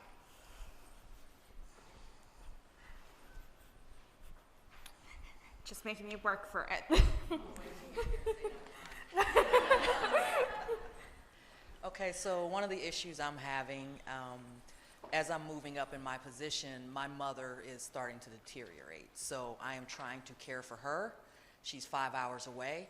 So it's not just a matter of taking the day off or going home. I have to plan that. I can work from her house, but I'm not in the office. I'm not where my vendors are. I'm not with my people, and and it's just hard for me right now. And even being here right now is hard. Luckily, I got my siblings there, but I'm making sure, and it's a constant battle. That's mom, that's the queen. But then, mom also is like, girl, you better get back to your job. So how do I balance that? Anybody? So, I too am in your situation right now. Last year, I was actually on spring break, and I was sitting and talking with my parents, and my dad was so excited. He was going to practice. He learned how to play the guitar, Lord Jesus. He was going to practice, and he asked me to sit with my mom. And so as I was sitting and talking with my mom, and she started looking at me, but I noticed that her look began to become stale, and then she slouched over. So I remembered the time before that when she did that, and I panicked. I have 9 siblings, but I panicked, and I only knew that she was my mom. I don't know about the other 9, but she was my mom, and so I said, come help save my mom. And so in that situation, in the most recent situation, I had to remain calm, and I knew I had to care for her and be there for her so that I made sure she was okay. Going forward, I too had a number of days off, and so she went through the surgery, and so I knew that we would begin rotating or alternating shifts to care for her. And so I just made up in my mind that I have one mom. Even though I was at the hospital with that laptop, I don't think I ever opened that laptop. And I know it's difficult, and there are some days that it's going to be more difficult and more challenging, but you know who you are, you know whose you are, and you know who she is as well. And so just continue that fight. And I said I'm going through the same thing because now the role has reversed to where it's my dad. And we're going through the same process. And the one thing that he told me, girl, go to work. And I said, but Dad, you have that's Dad, and I'm here today. And so I did check in, he did call me, and he checked in on me. And so I know that I have a job to do, and I know that, they're very supportive, even in this role, and I'm supportive of them as well. And so what do? Those deep breaths? I take a whole bunch of them, and I know I have a job to do, and I just do it, and I do it with ease, I do it with the professionalism, and I do it with what they taught me to do, and that's to be my best self while I continue to support them. So you could do it. We have another question over here. Getting my steps in today, don't worry. I give you time to walk over here, that's why I put my hand up. I think one of my biggest challenges is that not only does facilities report to me, but IT, finance, and I don't know if anybody here is in a non-for-profit space, but you wear many hats, and you tend to run yourself thin because I'm busy trying to take care of everything, and my predecessor really didn't look after the facilities guys, so now I'm trying to empower them and lift them up. Same thing with IT, it's all over the place. But I think that's a challenge, especially when you're trying to, I'm the first African American woman in my position. I work for a public library, and I'm second in charge from the CEO. So it's, 1 minute I'm signing checks, and the next minute I'm walking around with looking at roofing. So you do have to learn to take a step back. And that's one of the reasons why I came to this conference, so I could take a step back and see what other things are going on, so I could bring this new technology to work. Yes, they are going to fight me tooth and nail because some of them have been there for 30 plus years. But my predecessor, his philosophy on maintenance was, well, they just clean toilets. No, they don't. Because if I didn't come to work, nobody would pay me any mind. But if they didn't show up for a few days, the buildings would be dirty. And these are public buildings that we, taxpayers' dollars to keep public library open because it's for everyone. And so I just wanted to share that information.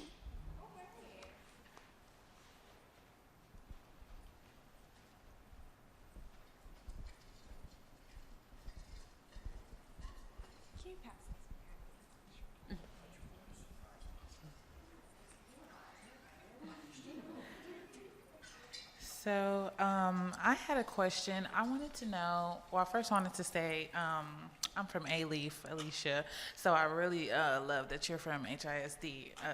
And I wanted to ask, being a woman in facilities management, I have a lot of men who report to me, and being younger, it's kind of hard to connect with them or get them to understand. I feel like I kind of give information or have things that I want to say to them, and they kind of don't want to take information from me. So I have a manager who kind of, I'll relay the information to him, and then he'll tell me, well, I'll tell them because I know they'll listen to me. But I kind of want them to listen to me too, and I don't know how to get, just people to listen to a younger woman. And then being African American too, in a setting that's a lot different from what they're used to, it's kind of hard to kind of connect to the men in my team.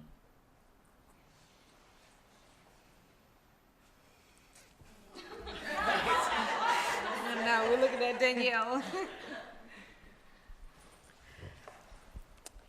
I have so many responses at the same time. That's why we looked at Danielle.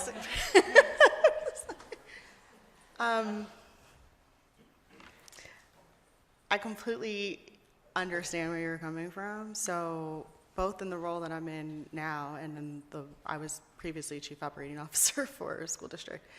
And almost everyone on my senior management team were men. Almost all of them were older than me. Almost all of them had kids who were the same age as me. And I will say two things.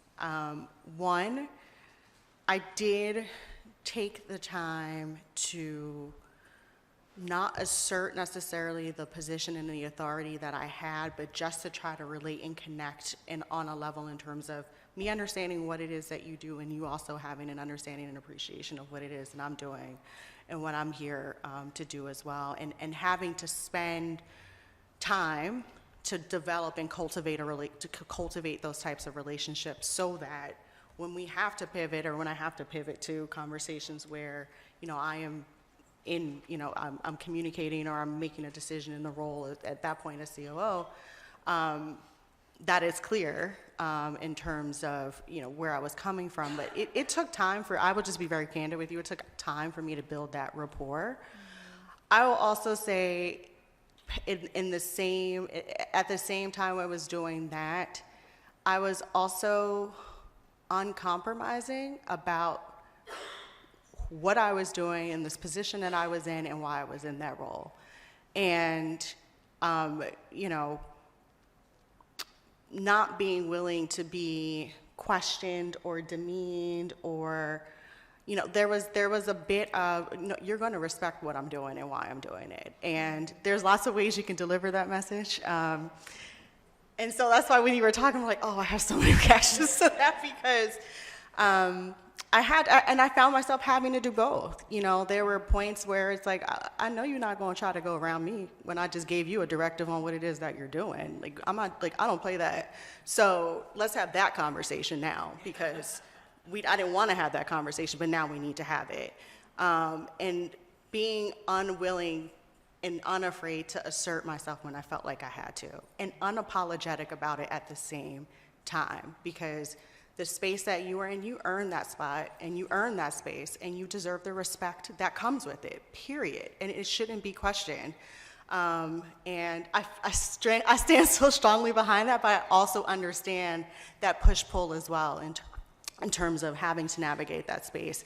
And so I think because I did take a little bit of time, took time to kind of get to understand and talk with folks on a more personal level, that when it had to come to professional, that we were very clear in terms of roles, responsibilities, and when I needed to assert myself, that I wasn't afraid to do that. But admittedly, it's hard. It's hard. I just think I'm also just in a place where I don't owe you an explanation for what it is and what I'm doing, why I'm doing it. Like, we need to get clear, and we're going to get clear real quick so that we can keep moving forward, right? And you don't want to always have to have that type of conversation, but sometimes you do, because people will try you.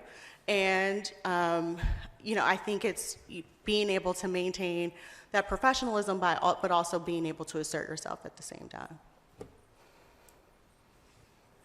And don't be afraid to document. So you have those conversations, and then, of course, you don't see that change coming, follow up with emails. Per our conversation, my directive was, here's the deadline. And so if it doesn't get documented, it didn't happen. The only thing I have about that is vendors. With vendors in particular, is a lot of times vendors will go directly to my boss or to his boss because they're men, or because of some sort of reason. So, but I always copy my boss and his boss, and I say, no, the pharmaceutical is under I'm responsible for the pharmaceutical company. I'm responsible for the facilities operations. Everything goes through me. You copy me. You send me the invoice. You send me everything. It goes to my direction. And they're sitting at the hedge fund. I'm at the pharmaceutical. So this is my responsibility. So I copy everyone. I copy their boss. I copy everyone's boss. If I have to say it 3 times, I copy the owner of the company, and I say, no, this is something that has to be understood, is that I'm the pharmaceutical, everyone else is the hedge fund, but my responsibility is this office. And so that's, I don't like doing that. I really don't like doing that. But it gets to the point of, and then I reinstate that in meetings. We have weekly meetings, and I say, hey, this office is mine. I am responsible for this office. So all documentation, everything has to go to me. And then I can decide, I can review it and say, okay, it goes to my boss, it goes to this person, it goes to that person, but I want to see it. I want to know what is happening in my office, because I'm responsible for the day-to-day operations, too.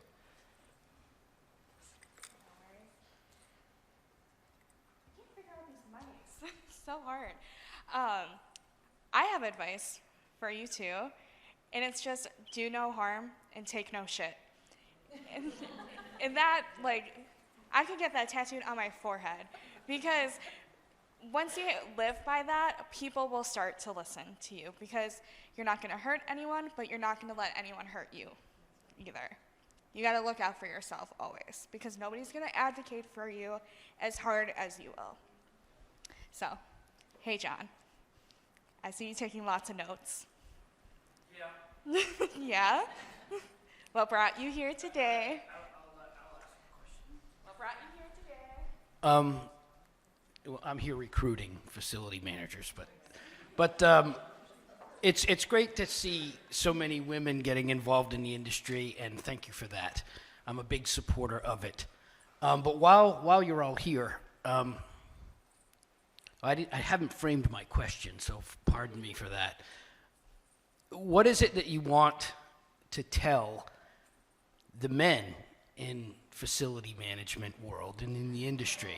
And I know the guys are probably going to crush me. The women are here. You're here for a reason. Right? I was just looking for 3 examples. That's it, just 3. I have a feeling I know what they are. Do you want us to form a line? But I know it's pretty widely open-ended. But as one of the senior leaders in my group, at least, I don't get to hear back from the women as often as I probably should, and I need to. But canvassing the private sector will provide me with a different insight that I'm sure I don't have. I've heard some examples that you guys have passed along, and being represented.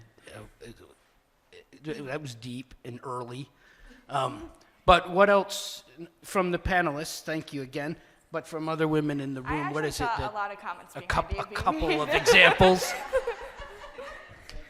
No problem. I'm putting this row on the spot because that's right. Particularly you, because I saw the biggest reaction from you. Oh. Sweetheart. I'm sorry. I've heard a lot of awesome things. What brought me here today was networking and trying to do my job.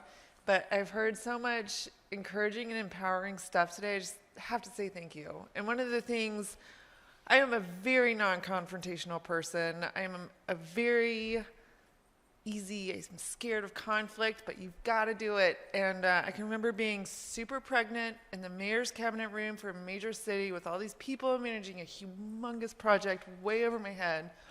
And I'm trying to get my comments in. I'm the only woman in the room. And I finally had to slam my hand on the table. It happened, and I was so embarrassed, but it got attention, and I got the comments in, and the meeting went smoothly from there. It took a very awkward assertiveness, and it took a lot of sweethearts, and goodness, I'm nobody's sweetheart. I'm my husband's sweetheart. It's an endearing, and I understand the sentiment. I think a lot of us understand it's a nice thing to hear or say, but it is. I mean, yes, I take it very condescendingly, and I think a lot of women do too. So, yes, that's. Yeah, that was the joke. Do you want to add to that? You can.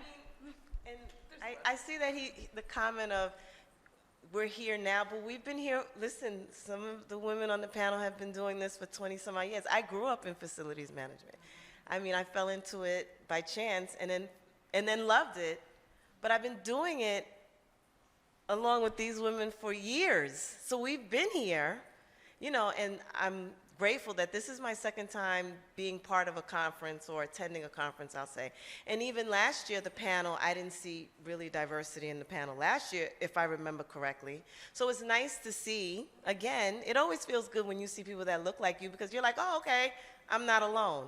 And so I think the conference as a whole, across the board, has made me feel like our company is not alone, like the struggles that we're experiencing are happening across the country, one. And then two, having the opportunity to sit here and listen to other women, it's rejuvenating.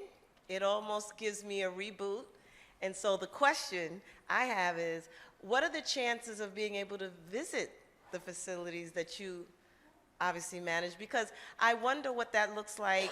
It's one thing to listen and hear it, but I'm very hands-on, so I'm just curious, are those opportunities available because I'm not here to reinvent the wheel, right? If something is working someplace else and hearing some of the struggles that some of the other managers are having, especially again, rejuvenating or rebooting the culture, and people who've been in place for 30 years, and then here you step on the scene, and they're like, yeah, you're going to come and you're going to go. No, actually, I want to stay. I want to be a part of this process. We want to be a part of this process, and we want to make it better. So, again, is there an opportunity to visit, whether anyone on the panel or anyone here who is managing a campus, because we actually are at the Brooklyn Navy Yard, so we manage a 300-acre campus together.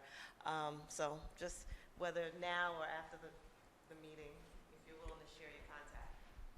All right.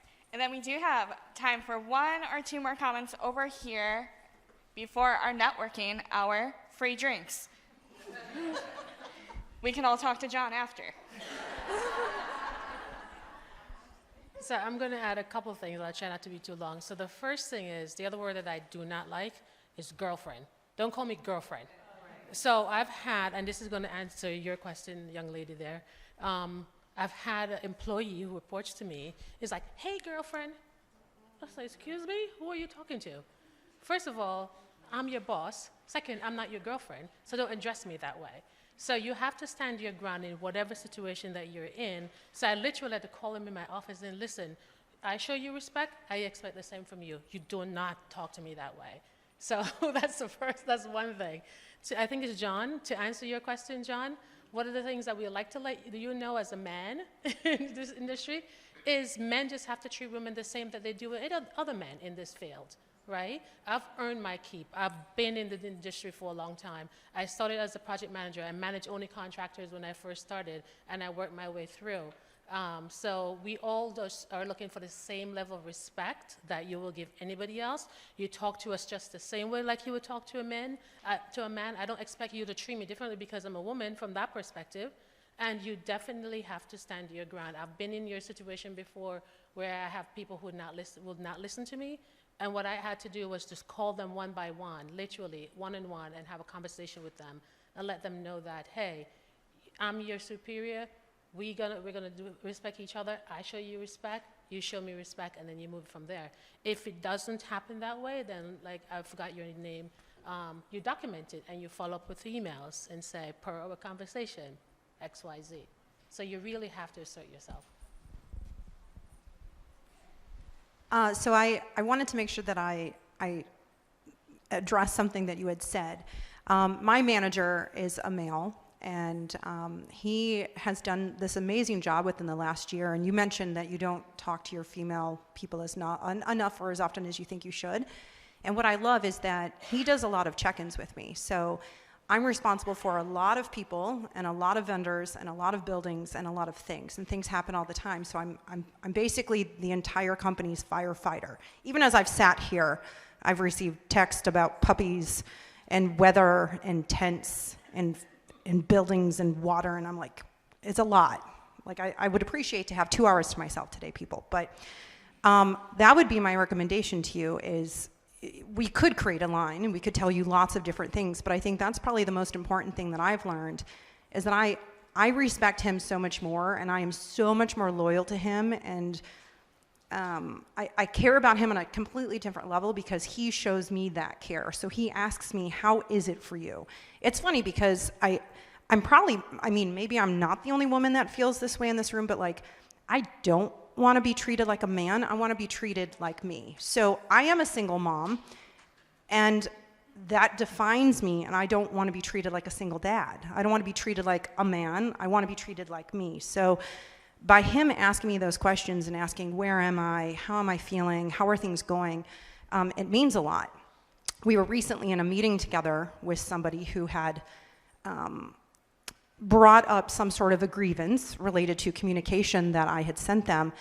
And as that person was speaking in a room full of, men, every time they commented on the emails that I had sent, they were mimicking me in such an aggressive, mean way. They were like, and then your email said, blah, blah, blah, blah, blah. And he did it 3 or 4 times. And then finally I sat back and I said, do you realize that every single time you're pretending to read my email, you're making me sound like I'm yelling at you or I'm mad or I'm upset? And I remembered later that night, my manager called me at like 7 p.m. He's like, I felt like I had to let you know something. And he's like, I was so proud of you today for pointing out that person was representing you that way in front of a bunch of other men, and you brought it up. He's like, and I want you to know that my wife has said this to me a lot of times, that as a woman, she either is everyone's best friend or she's a bitch. And he said, in that moment, you were pointing out that he was calling you a bitch. And he was saying that your emails came off as a certain way. He's like, Tia, I read your emails. He's like, none of them sounded like that. He's like, and I didn't even notice as a man that he was saying that until you pointed it out. He's like, and then I realized, he's like, I do that sometimes. So I think that would be my advice to you is like, everyone in this room can give you some sort of feedback, but I think it's most important to talk to the people you actually supervise to find out what they need. Because I don't want to be treated like a man. I'm not. I use a different bathroom. I drive home a different way. I listen to different music.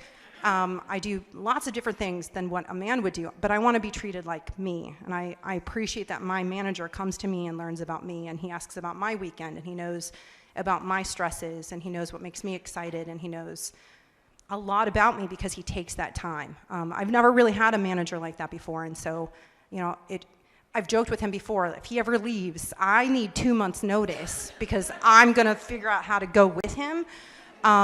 And I've never felt that way about anyone before. Even when supervised by women, I haven't necessarily felt that. I love that he tries to understand me.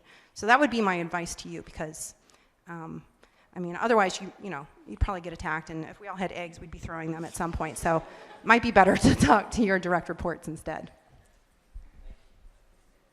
No problem. Sorry to put you on the spot. John, you just sat in the front. Well, I know I only have one last question that is separating you all from connecting with one another and free drinks. So I'm going to ask it to our lovely panel, but why do you think there is a place for women in facilities management? We can just start down the line. Danielle? Besides the fact that we kick ass every single day, I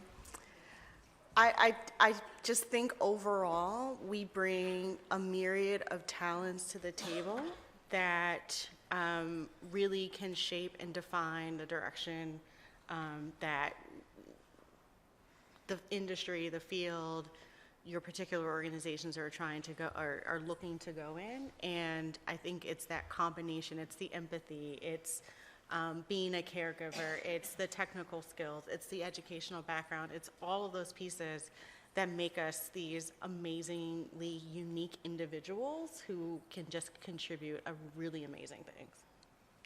Alicia? There's so much knowledge and experience in each and every one of us. And so as we continue to move forward, there's a place for us in the world. As we were growing up, and I'm going to say as we were growing up, we were taught that men were leaders and that women were kind of behind the scenes and in the shadows. When we went to school, our principals and our superintendents were men, and the women were in the classrooms. Now, as the roles continue to reverse, we're out there with our knowledge, we're out there with our power. And to John, I would dare say, listen to learn, listen to understand, not listen to solve. I also think that, we're so unique as women because I think all of us have struggled in some sort of way. We always have struggled with something, right? We struggle with self-image. We struggle with not being, for example, I grew up with a father who was in the military. He told my brothers, this career can be yours, right? This career is for men. He didn't say careers are for men, but he always shared his career stories and always pumped up my brothers. But I was supposed to go to college, get my college degree, marry someone. In the event that they lose their job, then I go into the workforce. So that's the reason why I go to college. So growing up with that, and really after graduating from college and realizing, no, there's this whole world that I can do, and I don't need a man. I can do this on my own. I can use my college skills. I can use what I've learned, and that's my challenge. And I think everyone in this room also has that, also has bring something, and they're challenging, they're fighting for something, they're marketable. I think everyone in this room is marketable. When you go into a room and next time you get a promotion and someone says, oh, we're going to give you a promotion, don't thank them. Say, hey, I'm marketable. This is a two-way street. I thank you very much for the recognition, but this is a two-way street where I want to work here. I want to bring something to the table, and you're using that experience, you're using that value, but it's really realizing that, like Alicia and Danielle said, is we bring so much to the table. We bring what that white man did, what that white man did, and what that man does, but we do something else, and we do it differently, and we know that we belong. So it's really, I think in any field, let it be medicine, teaching, education, we belong because we are outnumbering men in the world, to be honest. It's and I think in this field, we should be part of the everyday as well. So I'm excited for drinks. Anyone else? Really excited? Yeah. Thank you so much for attending, everybody. The reception's going to be out in the hall to the right. Please give it up for my panelists, Danielle, Alicia, and Caroline. But also please give it up for my coworkers, Wendy and Danielle. They are the ones that put together NFMT and make it great every single year. So you owe it all to them.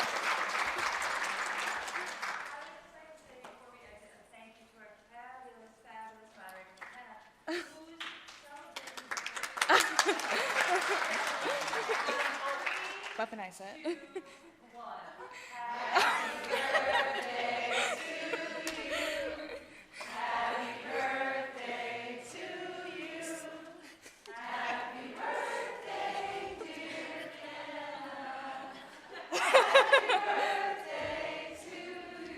All right, I didn't ask her for that. All right, we'll meet you all in the lobby.